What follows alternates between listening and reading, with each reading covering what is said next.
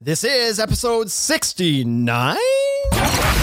Welcome to the Ultimate Deck Podcast. Ultimate Deck Podcast. Helping you keep your finger firmly pressed on the decking industry, the people in it, and the information you need to master the backyard. And now, host of the Ultimate Deck Podcast, Shane Chapman. Welcome, everybody, to the Ultimate Deck Podcast. Shane Chapman, live from the new location. This is exciting. We finally, out of pure necessity for needing the equipment for other reasons, moved the studio over today to our new location in Regina. So we are live here. I say we, it's just me. Wade is in Saskatoon. That question came in fast on Instagram today. Where's Wade? Wade in Toontown? Yes, he is. Wade is up. He's actually on his way back. He's driving right now, I'm sure, but he's been up there all week. They've been getting that store ready to go. And it's looking great. They were cleaning floors today, getting ready to seal the concrete floors. So that's a big step. Painting's done, racking's up. Now we just need some stuff to sell inside of it. So without Wade today, I'm going to tackle a topic that I hope people get a lot of value out of, and it's going to be 10 deck trends for 2020. Everybody does 5, but we want to be your favorite source for this kind of stuff, so we're doing 10. Double the value over anybody else's sources. Let's get after it. No point wasting time today. We can help you with stuff to sell in stone. Trying to get their decking into our store, I think is what that's referring to. Winky, winky. Before we get there, you know what? I wasn't going to go there. I wasn't going to make this episode about the virus, but it's so topical. I've got Bryce shaking his head at me now because all I talked about today was how I wasn't going to go here. Wade thought I should make the whole episode about coronavirus, and I'm not going to do that. But we'll touch on it because people are messaging us on Instagram and saying, dude, what does this mean for the industry? What does it mean for, I've got jobs booked. Should I expect people to be canceling? And because I'm answering those questions there, maybe other people are wondering, listen, I don't know. I'm not a doctor, a pathologist, or a virus expert or anything. I have no idea what it means for me either. But all what I do know is that all 3 of our home shows were canceled this week, and that's not ideal. But my response to a lot of these guys that are asking, a lot, there's been a couple, is the phone still ringing this week? Yeah. Well, then what are you worried about? Worry when the phone stops ringing. Up until then, you've done nothing but build a story in your mind that's really scary, that's very far from reality. So why would people, sure, some hotbed areas that are getting hit really hard, and if people are losing their jobs or they're off work and they're not getting paid, well, maybe that's a real situation for some markets. But if that's not happening for you, if the phone's not ringing, don't stress out about it. Stay positive. People don't back out when they get the flu. This is a little bit different of a story, but for most people, it's not that different. And so don't expect a big hiatus of people wanting their deposits back. I think you're probably going to be okay. Just stay positive, get through it, be part of the solution, not the problem. Wash your hands, stay out of big crowds. Don't let this thing spread, and then we'll all be happy on the other side of this. All right? Okay. Out of the way, right, Bryce? Got that out of the way. No more crap. Okay, let's get to fun stuff now. If you sneeze, I'm out of here, by the way. I'm gone. Number 1, top 10 deck trends for 2020. Number 1, mixing materials. And so this is a really cool trend that I'm liking seeing. And we've been doing this for a while, kind of mixing. There's this kind of, there's this other trend, I suppose, towards, and it's an old trend, but towards maintenance-free materials and materials that don't require any sort of upkeep or anything like that. And so that means people are looking at composite decking and aluminum railing and all these things that don't require any maintenance. But when projects really start to look cool is when you mix the natural stuff in with that a little bit. So you're allowed to have some metal with some wood and some plastic, and combining those things together can come up with a really cool look. And so we're seeing people doing, of course, composite decking, because there's a big benefit to maintenance free for that. That's the surface you're walking on. There's a long warranty on it. There's many, many reasons to want to do composite decking, but that doesn't mean that the entire project needs to be built from those similar type of materials. Why not do a privacy wall or a pergola or something to that effect out of wood and bring those warm cedar tones or redwood tones into the project as well to warm up your space? Because especially in our market, it's very much a gray dominated market. And so we don't want just grays, blah, blah, blah everywhere. Bring some warmth in by adding some wood tones into it or some rock.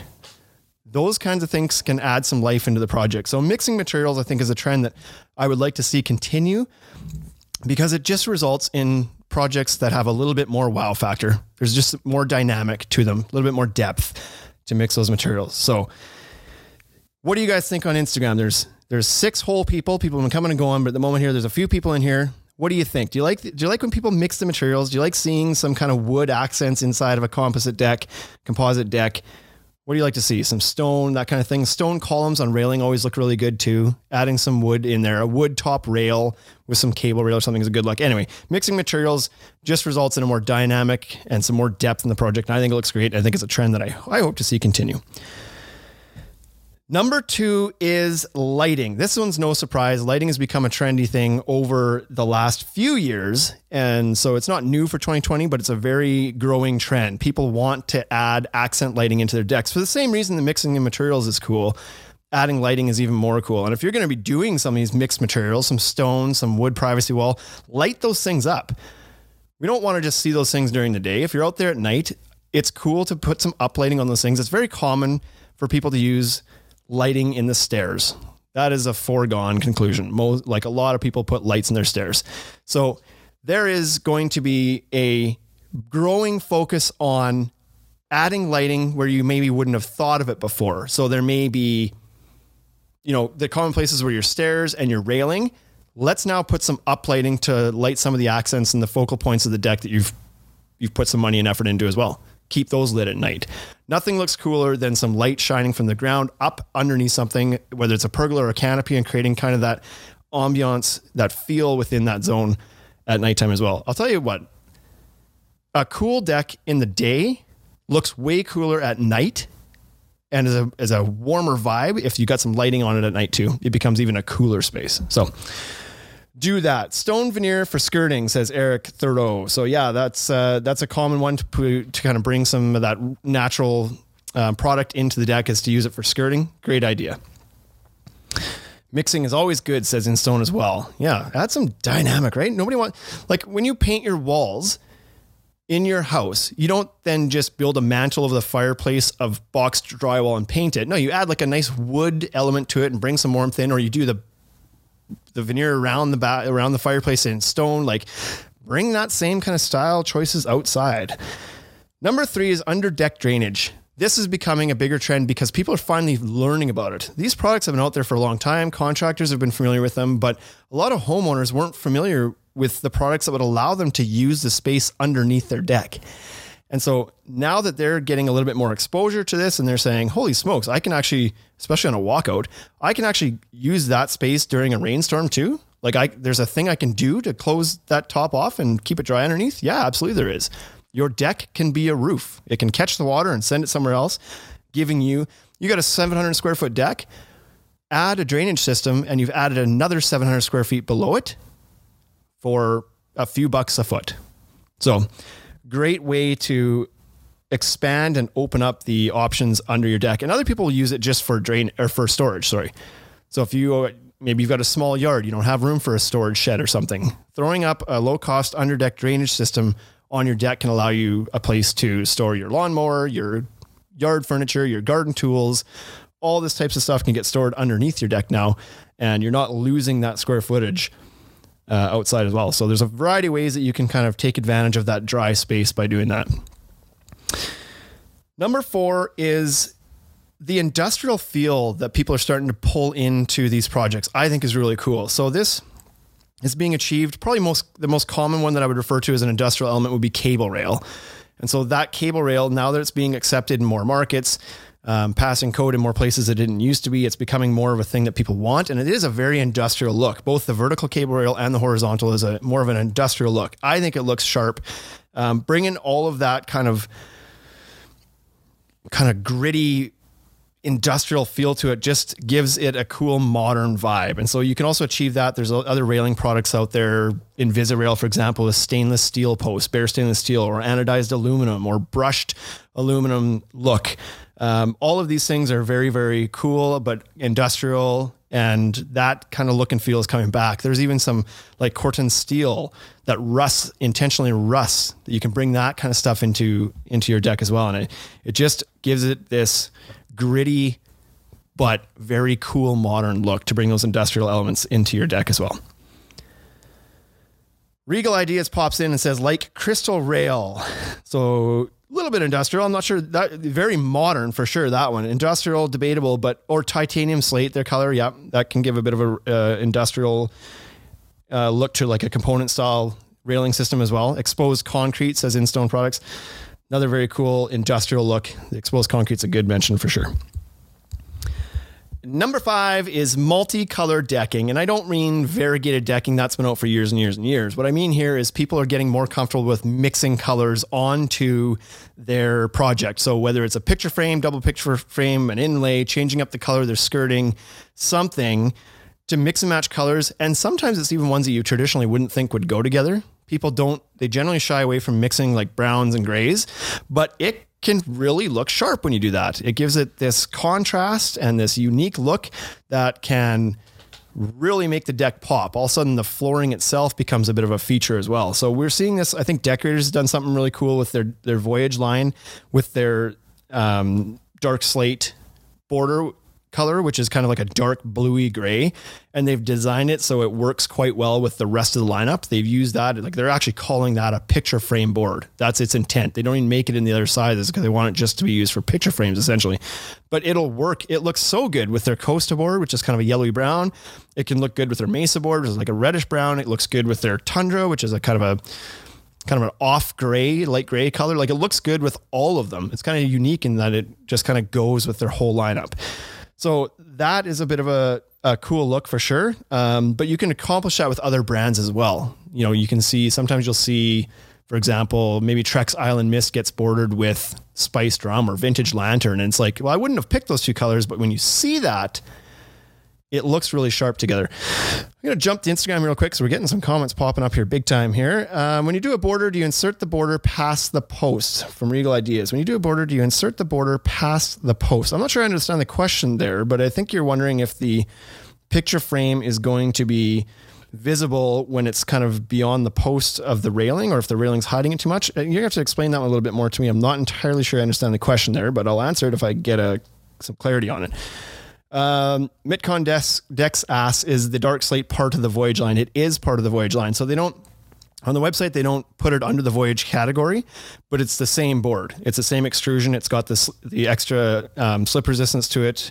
So it's the same exact board. They just, on the website, they categorize it as its own category of picture frame board, probably because it's not available in all the same dimensions, but it's a Voyage extruded board, or pultruded, they like to call it. So the post gets set on one color board. I see. So that's coming up to another one of the trends I'm going to identify is going to help with that issue there. I think most people are trying to get the post base to line up on the border color only and not span over into the interior color as well. But sometimes that happens. Like, just depends on how the deck's laid out, the width of the post base, where the framing is, how much nosing you have, et cetera, et cetera. All that can play into where that post base actually lines up, because you need the post base to line up with the substructure framing to bolt into. So sometimes it happens where the post base unfortunately creeps past the picture frame border onto the interior field boards a little bit. But I think most people, their goal would to be not let that happen. So number 6, and this is going to help with that. Number 6 is helping with that. Varied width decking. So we've got a couple of brands that are really kind of playing with this year and last year a bit. AZEK being one. So TimberTech AZEK products now, and they're in a couple of their PVC lines in the AZEK line now have varied width planks. So 3.5 inch wide, 5.5 inch wide, 7.25 inch wide. Decorators is the other one that's kind of jumped into this with full force and released those dimensions as well. So now you've got these cool multi-width, varied width planks that you can kind of really play around with to come up with some new style on the deck, whether it's being used for inlays or just an alternating board width that kind of looks cool, or to Regal Ideas issue that they kind of identified here on the Instagram machine here, the railing sometimes, it's maybe placed a little bit too inside that picture frame border. Well, then use a 7.25 inch board, and all of a sudden your picture frame border is wider. So you get to see more of that accent color on the outside that traditionally may have been covered a lot by the railing. So the 7.25 inch board, I know people are using it for that purpose, that nice wide picture frame board. They're using it on stairs because it's a wider board. They're alternating a wide one and a narrow one for the stairs just because it gives it a little bit more depth. There's a variety of ways that you can do this. So we've seen people doing herringbone patterns with shorts, with the narrow width, but on short boards, and that gives it a whole other dimension too. So there's a lot of things that we're starting to see with contractors getting creative with that varied width decking. And I think it's a cool look. I have to admit, I've in the past said that I think that varied width might fade out over time. I'm still not entirely sure that I'm convinced it won't, but for now, people are doing some cool stuff with it, and the manufacturers seem to be on board with it, at least a couple of them. So very, very creative way to add some interest to the deck floor itself.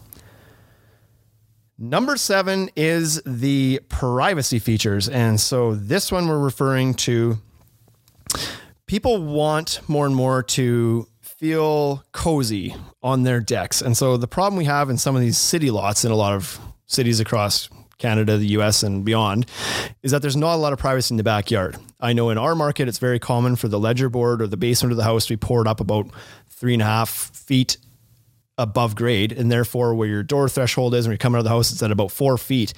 Your fence is only allowed to be 6 feet tall. So if your deck's at 4 feet, you're standing on it, you're literally, the average person is 3.5 to 4 feet over the fence. You're looking into your neighbor's backyard. So a way to help minimize the effects of that is to do some sort of privacy feature. And so we're seeing that a lot more. Privacy walls. We've seen some products, kind of kitted out products like Hideaway screens or Oasis screens come out that give you kind of a privacy screen in a box. There, of course, is a lot of ways to do that with a custom feature wall of some sort. Cedar is a very popular choice for doing that with. But these elements are becoming more and more common on a lot of decks in every market, it seems.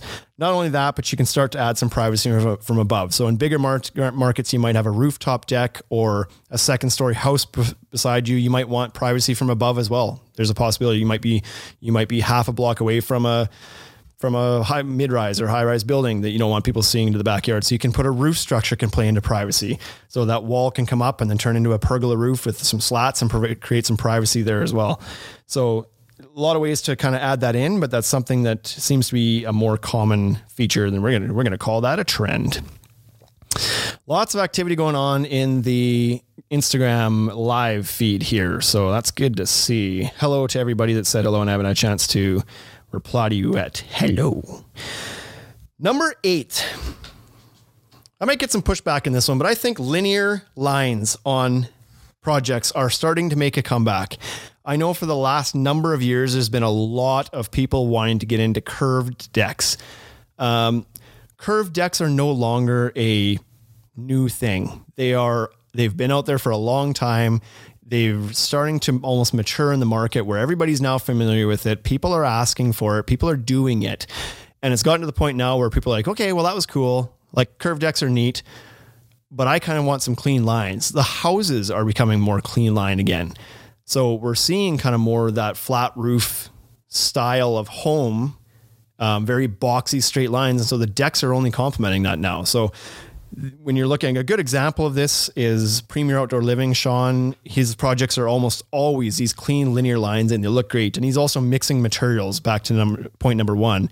And if you want to see a good example of those two trends really kind of culminating in a very cool looking project at the end, nearly every one of his are encompassing those two things and they look fantastic. So these clean, straight, linear lines look great. The fact that these multi-width deckings are coming in to play as well, those only complement the idea of these clean, straight lines.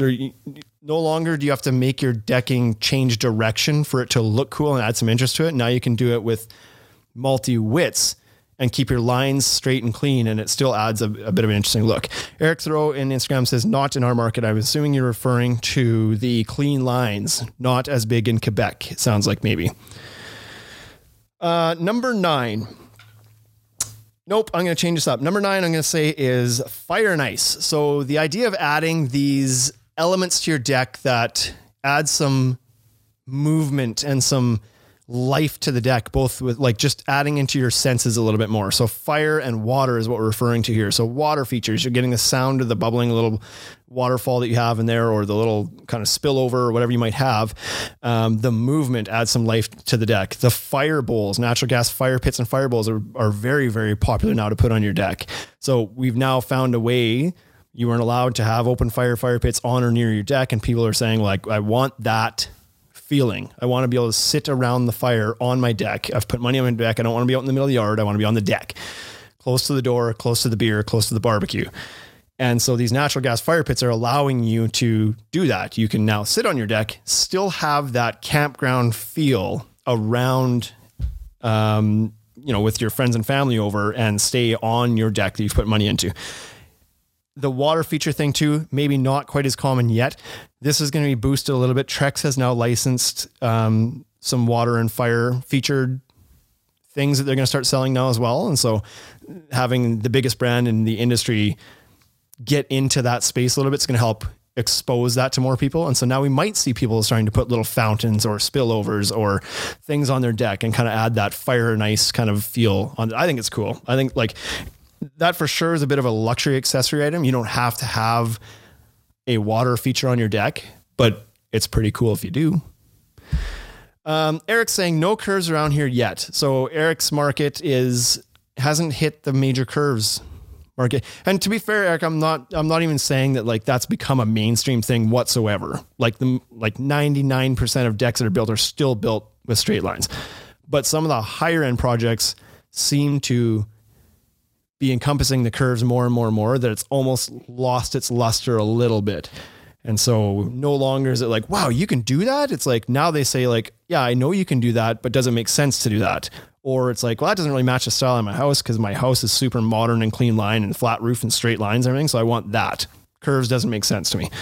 So number 10, finally, is a big one. It's kind of all encompassing here, is the outdoor rooms. So years and years ago, when Paul LaFrance launched his decked out shows and his other decking shows on HGTV, they really opened up people's minds to say like, I can put a kitchen outside.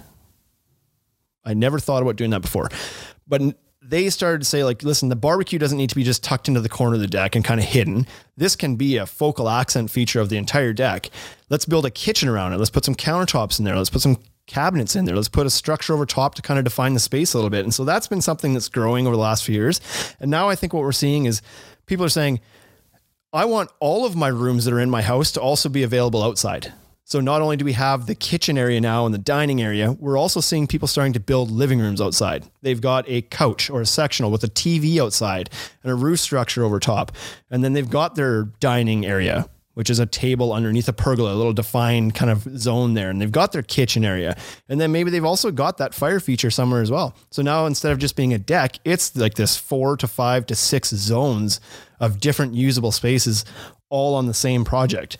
So that's a very, very, very, very cool trend. Obviously, you've got to have a bigger budget to be putting in 6 rooms on your deck. You're going to need a little bit of space on each of those. But even on a basic modern 250, 300 square foot deck, you could potentially put a couple or 3 zones in that would have different functions and different kind of vibes to them. So that number 10 is just kind of an all-encompassing. You can achieve these outdoor rooms by implementing all these other things that we've talked about here. Maybe the different zones are lit differently, or they use flooring in a different direction or different size in some rooms, or you put up some privacy walls or pergolas or different materials kind of defines a zone. So there's a variety of things you can do there that will kind of help define that zone and allow you to use each portion of the deck a little bit differently. Eric's saying agree, but the information isn't available here yet. So not big there, but that sounds like opportunity is calling your name there, Eric. Let's get you a set of blankets, buddy, and get you curving decks out there. Let's catch that. Somebody's going to take it. If it hasn't happened there yet, somebody's going to go with that. There's going to be a good 5, 6, 7 years of people wanting curved decks before the linear trend catches back up maybe where you are. So don't forget if you're seeing those opportunities to get on them. 10 deck trends for 2020. If we have any questions or anything from the Instagram chat, now's the time, because that's the that's the podcast. That's the end of the podcast there if nobody has anything else to say. So we got 10 things. Let's go through them one more time real quick just to recap everything. Number 1 was mixing materials, adding some wood, stone, composite, metal, all sorts of materials getting mixed into one project. Number 2 was lighting, using lighting not only on your stairs and maybe in your railing, but hey, let's do some uplighting on some plants or some privacy walls. Light the house a bit more. Light the area around the deck. If you've got some landscaping or things below around the deck, use some lighting on the deck to shine down on that and keep those plants lit up. That looks super cool. Under deck drainage was number 3. So there's products out there like Trex Rain Escape or TimberTech Dry Space or a variety of dry systems that you can use that will allow you to turn that space underneath your deck into more usable space, whether for storage or just more living space. Number 4 was the modern industrial feel that we're starting to see come in. This will be things like cable rail, stainless steel rail, the brushed look, the kind of metal look, the metallic Fleck and some railing that you see from Regal, Invisirail, these type of guys, Feeney cable rail. These things are all kind of adding that kind of industrial feel to the deck, which is considered to be very modern nowadays. Will you be posting this top 10 list? Very well done. We will be. I don't know when that's going to happen. But at some point I'll make sure we get this posted up for you to read as well. Number 5, multicolor decking. So not just variegated decking, but getting a little bit more comfortable with exploring and mixing matching colors.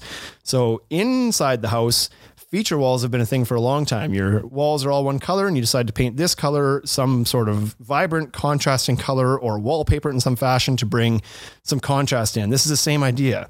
You're going with a nice light board, do a nice dark accent or do a gray with a brown, feel it out a little bit. Number 6 is varied width decking. So decorators and AZEC leading these trends of these multi-width deck board options where you can kind of mix and match the widths and kind of use them in different creative ways. There's no instruction booklet on these things. Decorators isn't saying, the narrow board is for this, the wide board is for this. They're just putting it out there and letting contractors and homeowners and designers get creative with it. And so I think that's really cool. It doesn't have any boundaries as to what you're supposed to do with it. People are just allowed to kind of figure it out, and we're seeing a lot of cool things as a result of that. Number 7 is the privacy features. And so more and more, we don't care about our privacy online, but we do in our backyard. So let's get some privacy features on there with privacy walls through Oasis privacy screens, Hideaway privacy screens, wood privacy screens, wood tops on your deck or roof lines or whatever you can think of that'll add a bit of privacy from whatever angle you need. Number 8, linear lines. So is the curve trend starting to settle down a little bit? We're seeing people building straight lines and integrating squares and things that kind of interact with each other, but all in straight linear patterns, I think is a really cool look. Number 9, the idea of adding outdoor rooms. Sorry, no, we mix those. We change those up. Number 9 is going to be fire and ice. So adding water and fire features into your deck. These don't have to cost a ton of money. You can get a nice natural gas or propane fire table for a couple $100 nowadays. $200 will probably get you one. You can spend $500, $600, $700, $800 if you want, but certainly there's some other options that don't need to cost that much. And the idea of adding a water feature, that doesn't have to be something, that doesn't have to be a giant spillway bowl. That could be a small little water fountain that just plugs in and gives you some sort of life to the deck. And number 10 was the outdoor rooms. So this is the coolest one, this all-encompassing trend of people trying to create all the spaces that they enjoy inside the house, recreate those outside the house as well. We have a short summer for 3/4 of this continent. Has a short summer. So let's get outside and enjoy those things. And so let's watch some TV outside. Let's sit in the hot tub outside. Let's have supper outside, etc. We have number 11 coming in here from InStone Products on the Instagram. Have you seen any decking products that look like hardwood flooring but deliver the performance of capped PVC? InStone is going to get banned here. They keep trying to get their product mentioned on here. I already gave them one plug here. There's a lot of products out there that look like hardwood products and performance of capped PVC. So yeah, he's referring to his Lanai decking that he's importing here. But there's obviously a lot of products out there that have that very realistic hardwood look. And then there's also the options of going with actual hardwood on your deck too, and mixing those materials again, whether it's through bamboo or ipe or things like that. So there's a literal ton of beautiful products that you can use on your deck nowadays. So with that said, I appreciate everybody tuning in this week and listening to our top 10 list of outdoor trends. Go out there and talk to your customers about these and see if maybe you can add some of these to your projects. See you next week. You've been listening to the Ultimate Deck Podcast. Ultimate Deck Podcast. Brought to you by the Ultimate Deck Shop. Shop with us at www.ultimatedeckshop.com or check us out at all the social networks we can keep up with. Hit us up for any collaboration or sponsorship opportunities. Thanks for listening.